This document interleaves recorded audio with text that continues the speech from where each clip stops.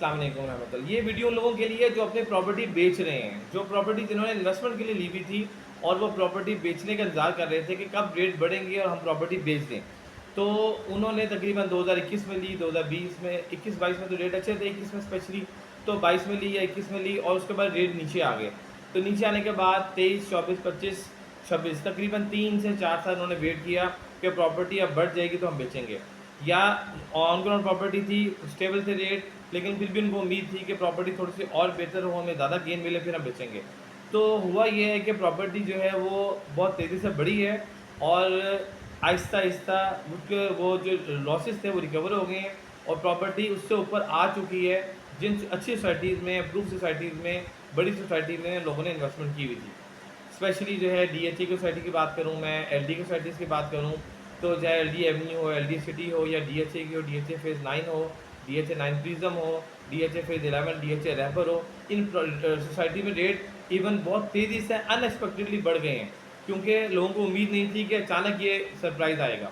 तो उसकी वजूहत जो है हम इंशाल्लाह वीडियो में डिस्कस करेंगे कि क्या वजह है कि इतनी तेज़ी से प्रॉपर्टी एकदम से सडनली कैसे बढ़ गई। तो लेकिन अब मेरा मैसेज उन लोगों के लिए है जो कि प्रॉपर्टी ऑनर्स हैं और प्रॉपर्टी बेच रहे हैं, और वो फॉर एग्जांपल प्लॉट से ज़्यादा लोग बेचते हैं, तो उनको जो है अच्छी प्राइस मिल रही है। फॉर एग्जांपल आपके एक्सपेक्टेड रेट जो है आज से 6 महीने पहले या साल पहले जो है 10 लाख रुपये ऊपर था, तो इस वक्त प्रॉपर्टी रेट आपकी एक्सपेक्टेशन से उस 10 से भी 10-15 लाख ऊपर चला गया हुआ है। तो जब प्रॉपर्टी पीक पे जाती है, बहुत तेज़ी से रेट बढ़ जाते हैं, तो जिन्होंने सेल करना होता है उनको मेरा मशवरा है कि उनके लिए एग्ज़िट करने का, सेल आउट करने का, क्विट करने का एक टाइम होता है। उस टाइम को जो मिस कर देता है वो बाद में फिर पछताता है, बाद में फिर अफ़सोस करता है, बाद में फिर वो ज़्यादा वेट करना पड़ता है। फॉर एग्ज़ाम्पल 2020-21 में जो 22 में जो प्रॉपर्टी बढ़ी, तो जिन लोगों ने गेन किया और उस वक़्त सेल कर दिया, वो जो है प्रॉफ़िट में रहे और प्रॉफ़िट से निकल गए और वो ईज़ी रहे, उनको कोई प्रेशर नहीं था।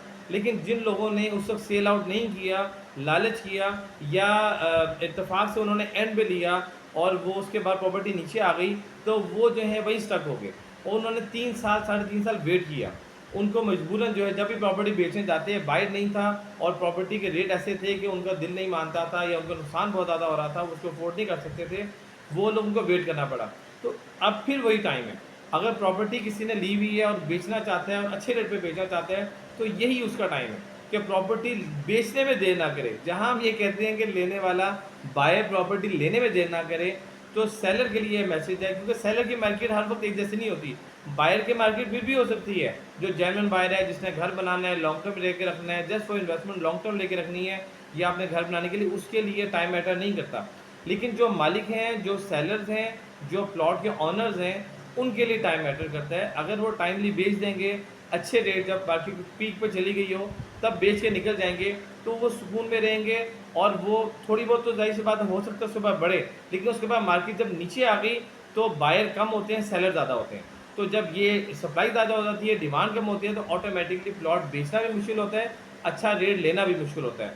तो उनके लिए मुखलिसाना मशवरा ये है कि अगर वो बेचना चाहते हैं, इस टाइम पीक पे मार्केट है, अपनी प्रॉपर्टी सेल आउट कर दें या देख लें, उसको एनालाइज़ करें, थोड़ा बहुत ऊपर जाके जहाँ आपको बेहतर लगता है। इंतज़ार करने से, अफ़सोस करने से जो है बेच देना बेहतर होता है, स्पेशली इन्वेस्टर्स के लिए, क्योंकि कहा जाता है प्रॉपर्टी की दुनिया में, बेच के पछताओ, रख के ना पछताओ। तो जो बेच देता है पछताता वो भी है, लेकिन जो रख देता है, रख लेता है और वो रखा ही रह जाता है उसकी प्रॉपर्टी या उसके एसेट, तो वो ज़्यादा पछताता है और कई साल तक पछताता रहता है कि मैं काश उस वक्त बेच देता जब मुझे अच्छी ऑफ़र आई थी और अच्छे जो है वो क्लाइंट लग गया था। तो इस हवाले से ये मेरी एडवाइस थी। बाकी जो है इंशाल्लाह किसी और वीडियो में मुलाकात होगी। अपना ख्याल रखिएगा। अस्सलाम वालेकुम।